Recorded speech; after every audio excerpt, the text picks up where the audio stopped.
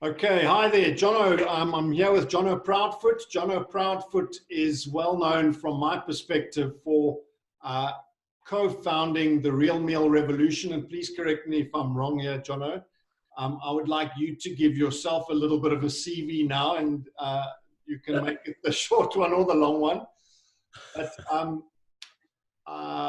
yeah, just give us a little bit about you. All right. So, thanks for having me on the show, Brett. Basically, I think the easiest way to explain me or introduce me is just to say that I sort of conceived the real meal revolution concept. And I'm a chef, so my input's always been on the food front. And recently I've moved into coaching, having witnessed many transformations during the whole real meal revolution banting zeitgeist.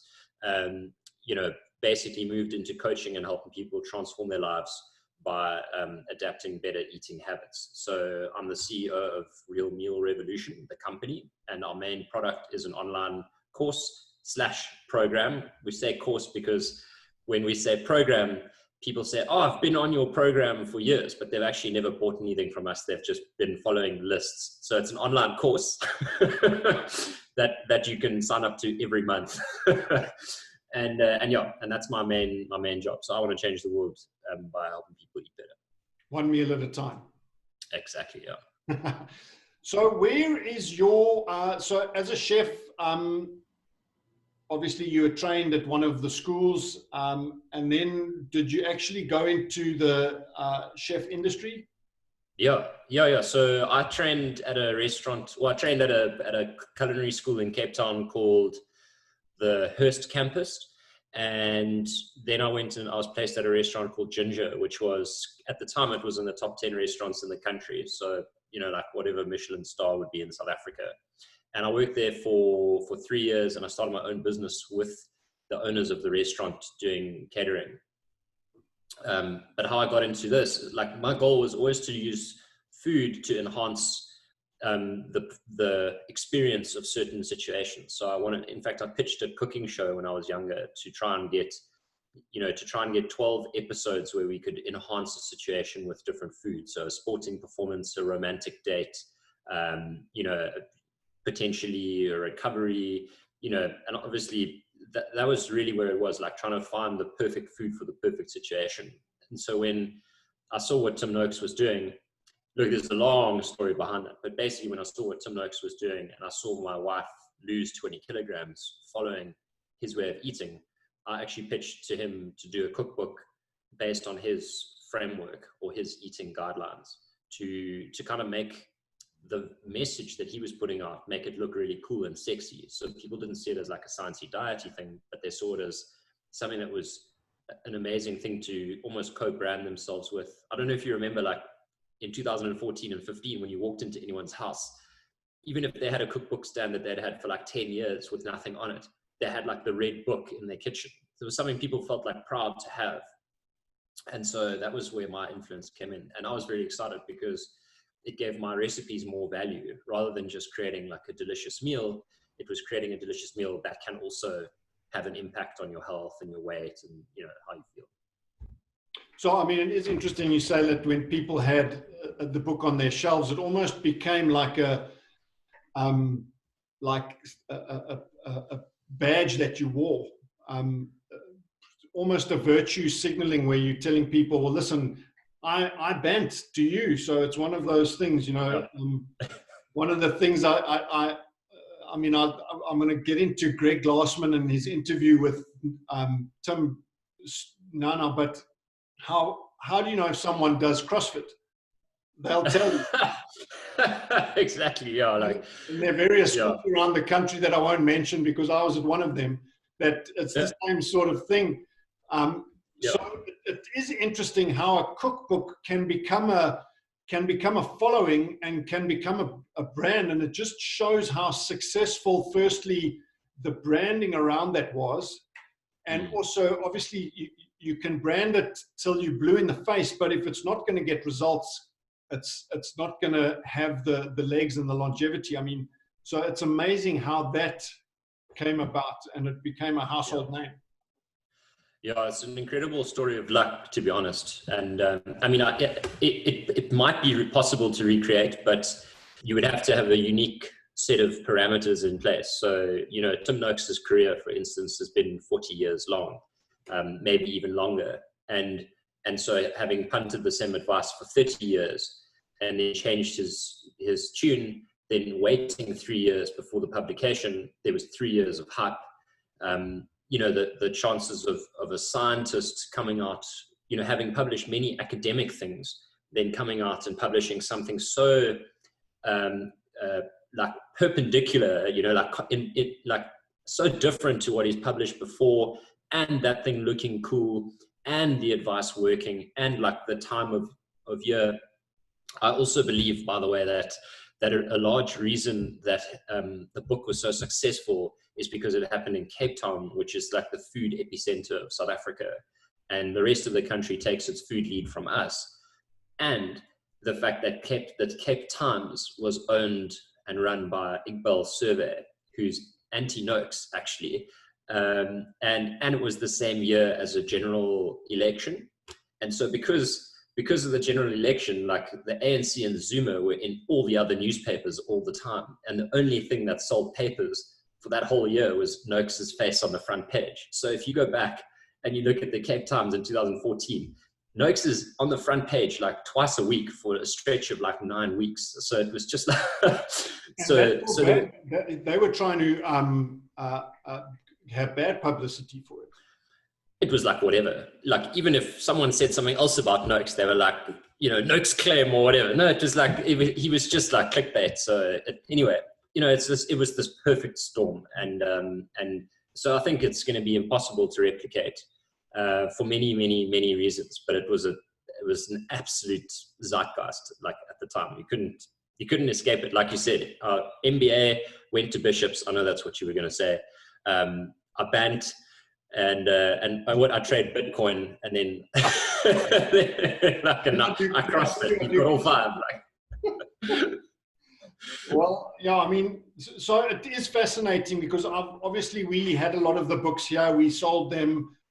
Then the hype seemed to die off, and that was, I think, before you released the second book and the children's book. But it's interesting. My wife is far more along the lines of the nutritional side of it. I'm more the coach. I'm good at the interface between people.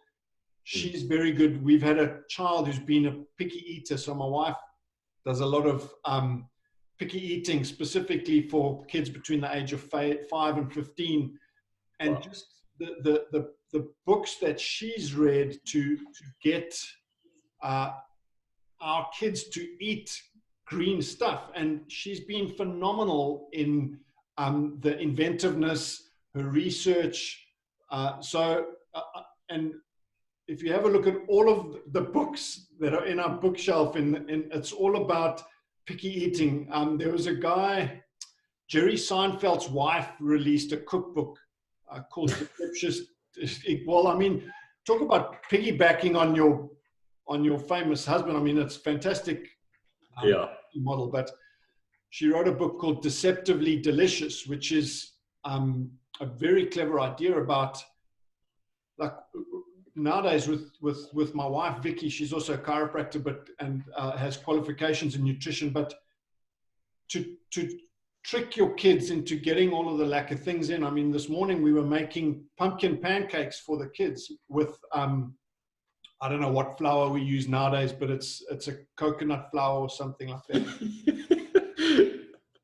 and we are those people that when we're at parties or at a braai, they're like, okay, Brett and Vicky are here are the kale crisps that come out and all of that. Yeah. I mean, so it's funny how it becomes a brand like the book.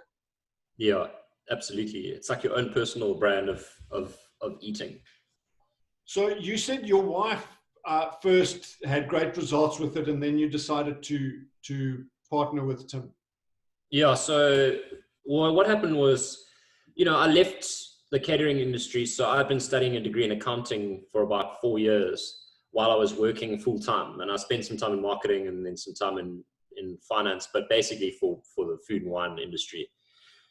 And I left and went on sabbatical to France to just go and work a harvest in Champagne. And while I was there, I was obviously like, I'd cashed in my investments at the time, and I was getting prepared to like take the entrepreneurial step. So I was looking for opportunities and didn't really have anything going. But what I knew, like what I decided on the plane as I was leaving really was like, I'm going to be the Jamie Oliver of athletic sports performance. Like that's what I want to do. I want to be cooking for the Stormers. I want like the Springboks to have my cookbook under their arm. Like this is where I see my career going. And so when I went to France, I spent a lot of time like just thinking about how I could commercialize my interest. And I didn't have anything. I had nothing. Okay. Like I had no idea about anything. But what I did know is that I wanted to do the swim from Mozambique to Madagascar with a friend of mine. And I thought like, while we're not doing anything else, let's do that. And so that was actually the catalyst for all of this, because you know Lewis Pugh, the polar ice cap guy, right? So I read Lewis's book, which is incredible, and he spoke about how Tim was involved in studying his swimming and monitoring his temperature with anticipatory thermogenesis and everything. So the 21 Yaks book or the other book? No, the first one, Achieving the Impossible. Yeah, I've got both. I didn't get through the second one, but not because it's not good, Lewis. But anyway, so when I was in France, I was thinking about my wife who had lost all this weight, and that it was a Tim Noakes book, and I thought about my swim and perhaps Tim Noakes being involved in my swim, and then I thought like, well, maybe there's a deal here. And then I contacted David Greer, who had kayaked the channel. And he said, look, if you do it for our charity, that's great, but you've got to equal whatever funds you raise for sponsorship using our brand. You have to equal that in charitable donations. So if the mission costs 100 grand and you get that because you tell people you're swimming for us, then you have to raise 100 grand for us as well. And which is fair enough. So I said, cool, well, let's create an annuity income model. Let's write a book on the food we eat while we train, and let's do it on the Tim Noakes diet, basically. And that's what gave birth to the book. So originally, Realmeal was supposed to be this athletic performance cookbook, and then as it developed, I realized that Tim Noakes wasn't actually that interested in using it for athletic performance, even though he did advocate for it, but he was much more interested in chronic disease and diabetes reversal. So it then became this like a pharmaceutical product, really, like a super cool, slick, fun way to reverse diabetes.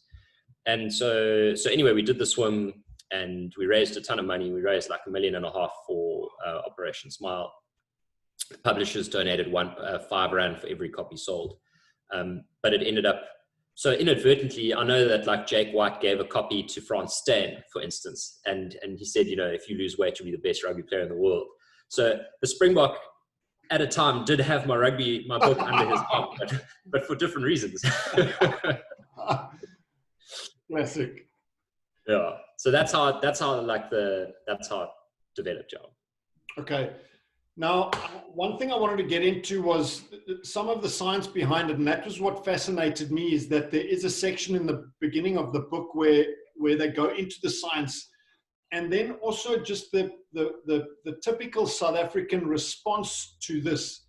And this is what I observed when it was really at its peak, and is that people were interpreting it as in, it gives me permission to eat more meat, just a typical South African thing.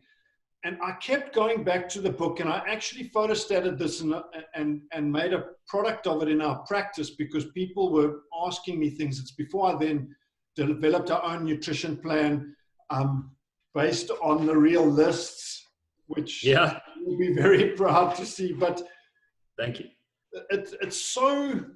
It was so frustrating for me to see how people take something and then they only take the little bit of what they want to believe, and it's the confirmation bias, that then they say, okay, well, now I can eat more meat. It's like, and even people who haven't read the science behind it didn't even do that they say, yeah, I'm banting, and I'd look at their plates and I'm like, but that's carnivore.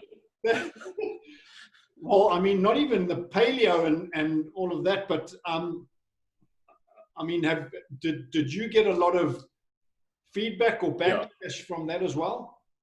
Yeah, it's an interesting topic. So we actually trying to put this fire out all the time. You know, in fact, on Twitter the other day, Tim Noakes had a little tweet off against Claire Yulson-Stratum, the chick who took him to court like the first time, because someone said, like, can I feed my child banting or something? They had like some argument, and Claire tweeted back, yeah, low carb, high fat's fine, but not banting. And like there was like confusion. So Tim Noakes like retweets it and says still has like no idea. Oh.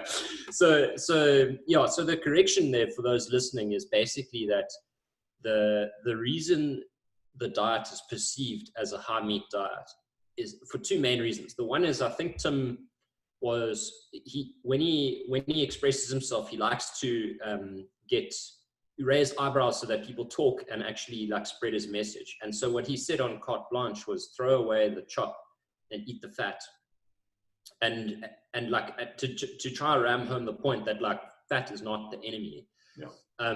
So firstly, a lot of people took that as like, I've got to eat more fat for it to work, and I have to throw extra fat on my food. And I certainly don't subscribe to that view. Unless you like below 17% body fat and you actually need additional dietary fat for fuel.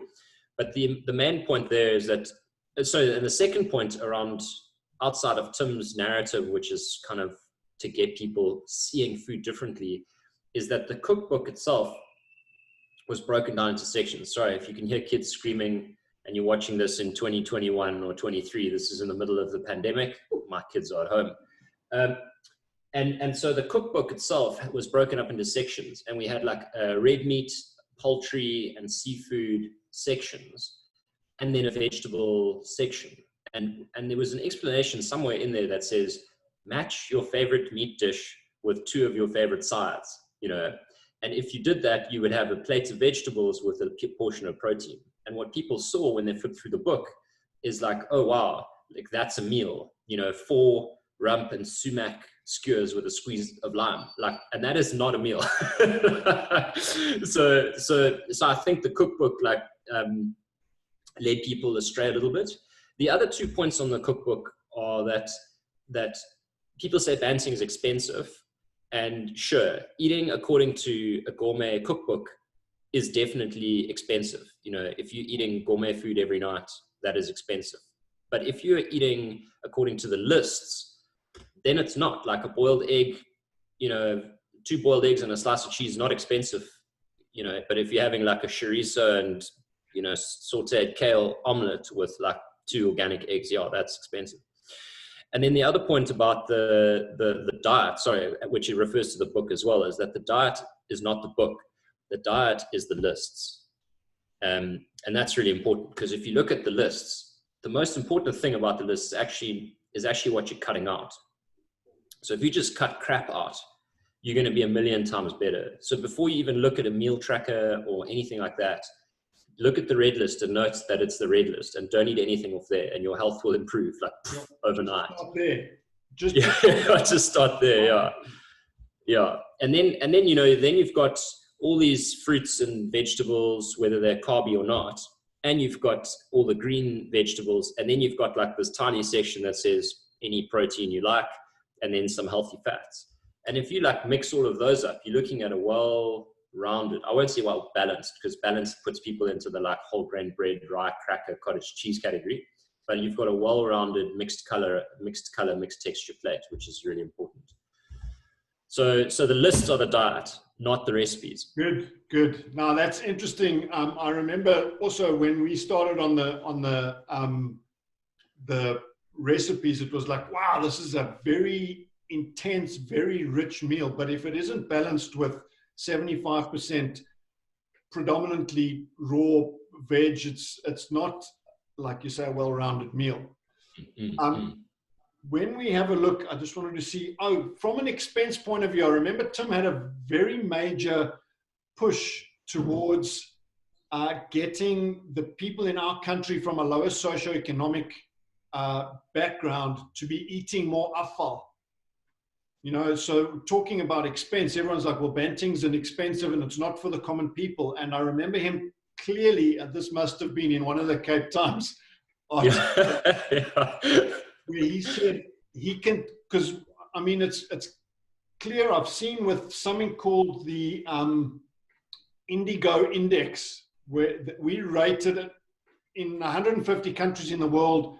We're either first or second in terms of most unhealthy people. There are 10 things that they look at. And I know you know that we're not a healthy country. And this isn't just the low socioeconomic people. It's not just the people in the townships, you know, but that there's a solution for the common people. Yeah.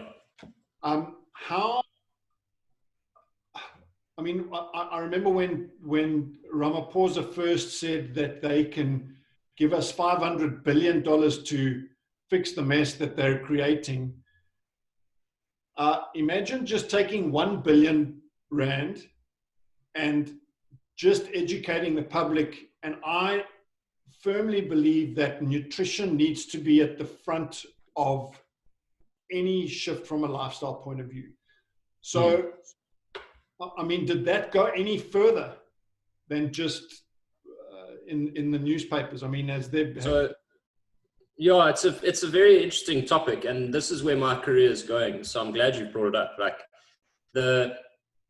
so let's talk about offal quickly. Okay, so offal is totally nutritious. Like liver has more. I think it's liver and vitamin C, where there's this idea that you have to have oranges for vitamin C. I think liver. You might know more than me about this, but if I'm right, liver has like 5 times the vitamin C of a normal, of like a vitamin C vegetable. It might be another vitamin, but like when they say that, you know, when they say removing carbohydrates reduces your nutrient density, that's totally false, because, you know, animal products are insanely nutrient dense and carbohydrates are nutrient poor. So if you're eating like, we've done an analysis with like a bowl of sauteed spinach, which is delicious, like baby spinach and butter with a piece of steak, has like so much more nutrition than like pap and like a bean smoot or whatever. So the reason offal meat was promoted by Tim is because it's cheaper, and actually like rich people in wealthy suburbs don't actually have great access to offal meat. Whereas poorer people, if you go to like the butchery at the train station, or, you know, in Butterworth or something in the middle of nowhere, you'll find it much easier to actually get tripe and kidneys and liver. So the key there is to like remove the red list and then focus on eating those, and your health will actually improve. But again, removing the red list. But as step number one. Step number one. But the way, and this talks to what Cyril was saying, is, you know, it's one thing for them to say, you know, we need people eating fewer processed carbohydrates and, you know, and to improve their health. But there's a structural impediment, which is the way the whole financial system is structured. When I say economic system is structured, because we subsidize farmers for grain, you know, and so the highly refined carbohydrates are actually the cheapest because of the way policy is structured. And so, you know, to get people to eat green vegetables and meat, or green vegetables and eggs, or green vegetables and beans even, you know, would be better than getting them to eat like pap with morogo mixed through it. And for that, you would have to actually make pap prohibitively expensive, because if you made meat cheaper, people, guess what? They would just eat pap with more meat. So you've got to have it from both ways. You've got to make one thing cheaper and the other thing more expensive. And that's where there's so much politics and finance and science and stuff that needs to still happen, because, you know, we're still fighting about like what cures diabetes. So before there's a change in agricultural policy and food and the food system, that problem needs to be solved. And that's like my life mission, is to like get my hands dirty in there. Well, I mean, sorry. Starting with, I mean, you will know the history with Ansel Keys and the president having a heart attack, and how the whole low-fat things are still going, and I've battled to find, when I'm looking for cottage cheese, it's like low-fat, low-fat, low-fat, no fat, no fat, no fat, and then like you've got to dig right at the back to find the one that's expired, that's a normal fat cottage cheese, because of and it's interesting, like you said, the zeitgeist or the momentum or inertia that these false premises then develop and are very, very hard to uneducate people about that, and this is, the science for me is crystal clear. You look at all the advanced guys, you look at Mark Hyman, you look at Joe McCullough, you look at Greg Glassman and the following that the CrossFit guys have, it's crystal clear that fat is the cleanest fuel for our bodies. Yeah. We can get into the nature of the fuel, but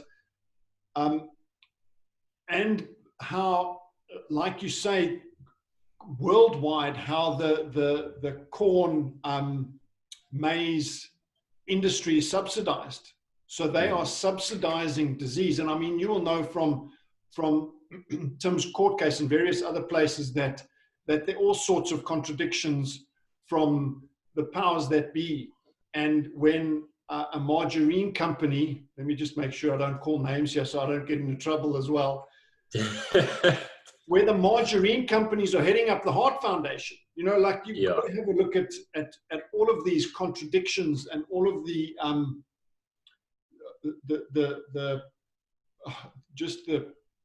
contradictions that happen and conflicts, the conflicts of interest. Yeah.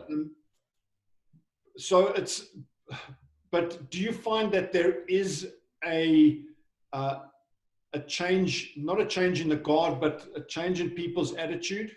Are things shifting? Yeah, it's what you've been talking about is an issue in every industry, by the way.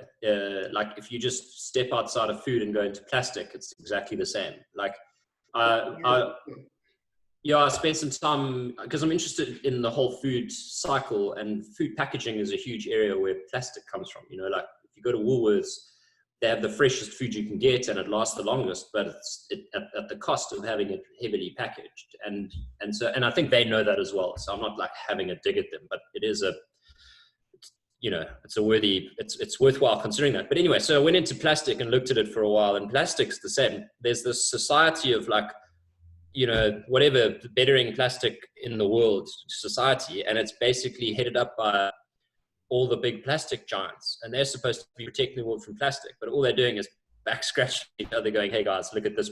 We're going to put a newsletter out that says how much nothing we did to save the world from plastic. But I think there's light at the end of the tunnel in a sense, in that there is a way that you can actually change, like affect change.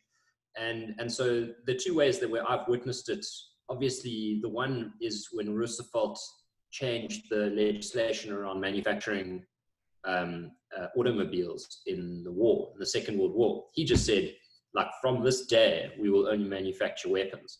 And like the whole world, or the whole of America, just was like, well, okay, this is what we will do now. So at a policy level, it is possible. You've seen during lockdown and what Cyril's been able to accomplish in a very short space of time, whether he's right or wrong, actions have been taken at a serious level, and that needs to be appreciated. Like he's been able to be effective when it's, when decisions needed to be made. And so they do have the power to throw their weight around when they can. However, that takes quite a lot. On the flip side, you look at a guy like Elon Musk and Tesla, and Realmeal revolution in a way was modeled around the Tesla model. So if you look at nutrition, if you look at the electric car history, there's a conspiracy about a guy who got killed for inventing the electric car in the 50s. And it was alleged that, Caltex or Mobil or Shell or one of these giants took him out because it meant the end of their enterprises. Yeah. And I've also heard that in the 1800s, when all the cars were coming into their own, that most of the cars, or more than 50% of them, were actually electrically powered. And because if you think about it, you can turn the engine of your car with a battery, because that's how you start the car. So, but they just never developed beyond that, because guess who invested in one of the biggest automobile manufacturers? John D. Rockefeller, who owned like the whole oil industry when he was, in 1890s. So then you go fast forward 100 years, And, you know, the electric car prospect has been totally throttled because of the money that everyone's making from oil. Someone like Elon Musk comes along and says, cool, I'm going to invent a car for the electric car, and I'm going to target it at the richest, like wealthiest people. So it's an electric sports car, not going to come out with like the Model T. And the electric sports car took off and everyone laughed at him. And he was like, cool, you laugh, but I'm selling my cars. And then slowly but surely, he's like brought it tiers lower. And that's what we did with Realmeal. Not to say that we are in any way close to Elon Musk, but Realmeal was really a way of educating, of appealing to the most educated. You know, it's the most educated people who made that decision. The very wealthy, the people who could afford to cook my recipes, to shop a full basket at Woolworths, that kind of thing. But they're also the people who are making decisions. They're the people who own businesses and they're directors and powerful people. And the idea there is that like having them enlightened, as it were, would trickle down. And so to answer your question, like, have you seen a change? Is the narrative changing? You know, I speak to people all the time, but who can tolerate me and in the space that I'm in. And most of the people, even like you, who I speak to are like, you know, we all sing from the same hymn sheet. So I feel like I'm continuously surrounded by people who do see the same thing that I see. But having said that, I have been to bars and met people whose wives are dietitians and stuff. And they just like look at me and they can't look at me. They're like, how can you do this? You're making a living killing people. And so I think there's work to be done, but there are also proven methods to effect change. Yeah. Well, I mean, it is interesting. So what I get from that is like affecting the top of the pyramid is where I'm doing my coaching. If I can be affecting a big industry, I can't get in front of everyone, but if I can make the CEO and the second and third in charge much healthier, the actual exponential productivity in a company can shift that way. Exactly, and then also from the ground up at grassroots, just having a look at educating people from that up as well. There was something else I wanted to get into. That was just from a scientific point of view. So it was so interesting when this whole court case, and this is the only time an eating plan has ever been taken to court, because it wasn't really, even though Tim was the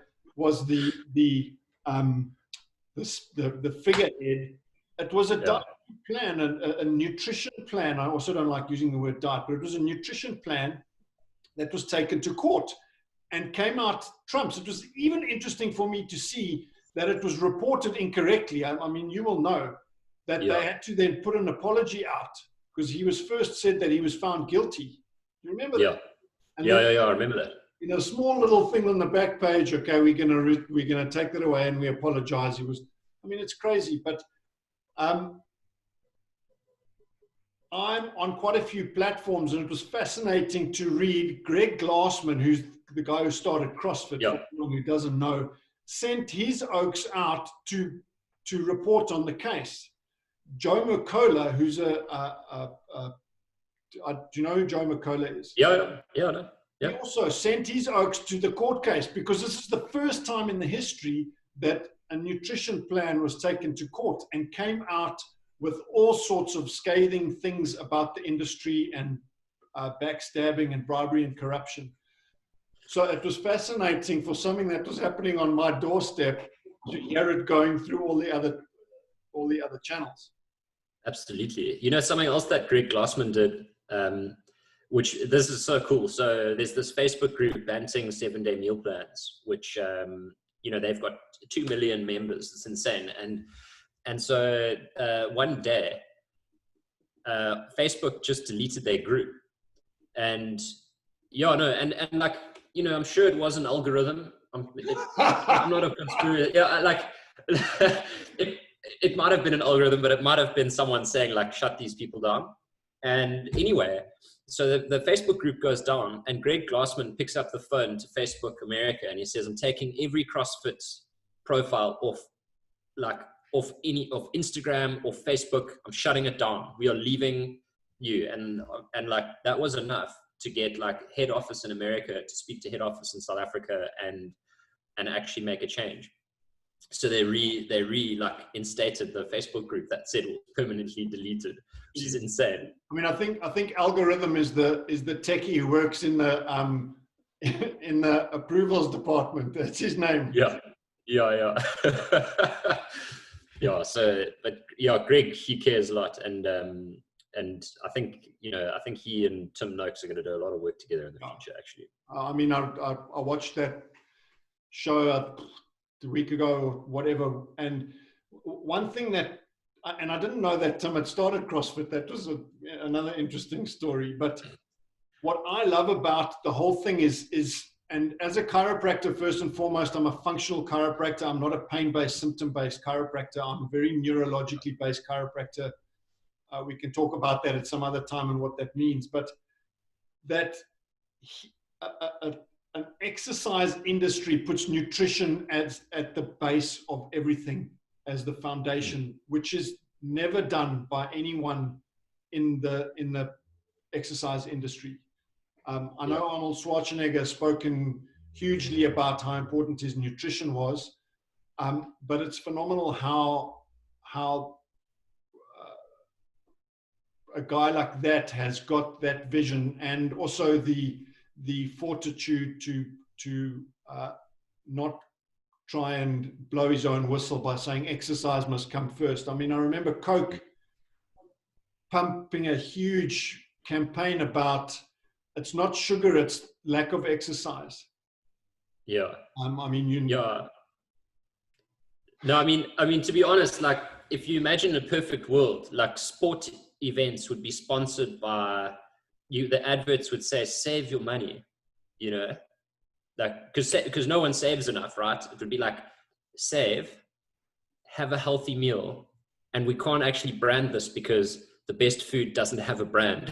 It's the same with homeopathy. That was interestingly the Rockefellers at the turn of the century decided, wow, we can actually patent all of these things. Let's shut the chiropractors down. Let's shut the homeopaths down. Let's shut everyone else down. And that's how it became this huge oligarchy of the pharmaceutical industry. I mean, it's the same with the cigarettes and those guys saying, no, it's not the smoking and all of those long.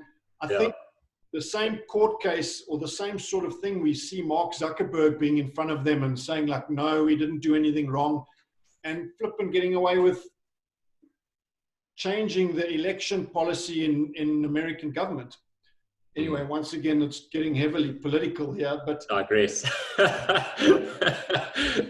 But yes, the fact that it is so political. Now, one of the things that you also mentioned is how the economy relies on, like, let's just take smoking, for instance. Now, once again, I'm not going to go into whether it's right or wrong. We know smoking's bad. Smoking is the biggest killer of all things, lifestyle things that happen on the planet. But how the cigarette industry brings in like something like 125 million rand per day in tax. Yeah. And it's something like, it's such a political thing now. Like, I believe firmly if cigarettes were invented now, or if alcohol was invented now, it would be banned. Yeah. Anyway, so you're probably right. I don't know. I don't drink, and I smoke like one cigarette every 6 months or so. So I must say I found it quite funny watching everyone like struggling, and I've literally poured at least 6 bottles of wine into what I've cooked over the last like 2 months. So like even posting it on Instagram, like just pouring it into my food while everyone's like, no, I've got no alcohol. It's also fascinating to see people drink drinks that they would have turned their nose up at 6 months ago. And they were like, I don't drink brandy, and now it's like, But yeah, what you said is true. There is a trade-off everywhere, and this is where we have to be sort of sympathetic, because like a company like British American Tobacco, you could shut it down, okay, but there are actually a lot of lives you know, even though the product they sell, you know, hurts people have freedom of choice, and then but the company itself supports a lot of livelihood. So, you know, it's like in that regard, they have to be kind of like edging slowly towards making it more uncomfortable for everyone. So I suppose like that company is probably a lot smaller than it was 5 years ago or 10 years ago, but you can't just like pull the trigger because people might die of starvation, who knows. But so yeah, from a policy point of view, I suppose the government has to be pretty careful with the moves it takes. But but I don't know why no one looks at this as a massive priority. You know, like you said, we're the unhealthiest country in the world. Diabetes, heart disease, high blood pressure, and what's the other? So diabetes, heart disease, high blood pressure, and stroke and heart attack. You know, these are the reasons people die. And you know, scientists I know would argue that they're all the same condition, which is called insulin resistance, which is arguably Alzheimer's. And Alzheimer's, which is all aggravated by excessive refined carbohydrate intake. Like this is the number one priority for health. Like, you know. But once again, you got to follow the money. Like how do you take this beast of the farming industry, which people rely on, and all of that, and start to turn that? I mean, there's huge political and economic. I've got an idea.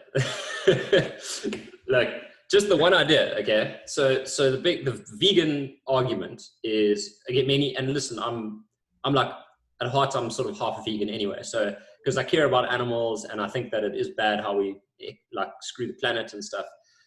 But if you had to take all of the corn that is grown to feed livestock, which is dumb, like that's bad to have feedlots, ruins the soil, it's cut for the animals. And then you have all this corn off-site. Like if you just converted the corn into pasture, in other words, you like merged the beef and the corn industry, part of it, then you would have regenerative agriculture and you would have cows fertilizing, churning the soil, microbiology. You'd have like instantly amazing quality beef as well. That would be an amazing transformation already to the whole terraform or whatever you call it of South Africa.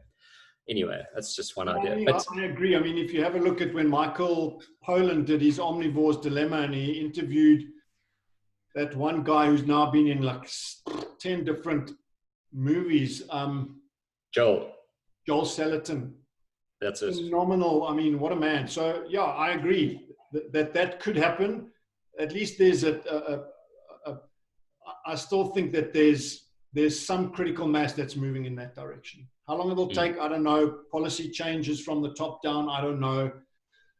But yeah, okay. So once again, it's very political. But listen, I wanted to say thanks so much for joining. I'd love to chat some more sometime. We can maybe get into some other things. So one of the takeouts I'm going to take is rule number 1 and only rule number 1. Stop the red list. One thing I did want to ask you is the nightshades. Yes.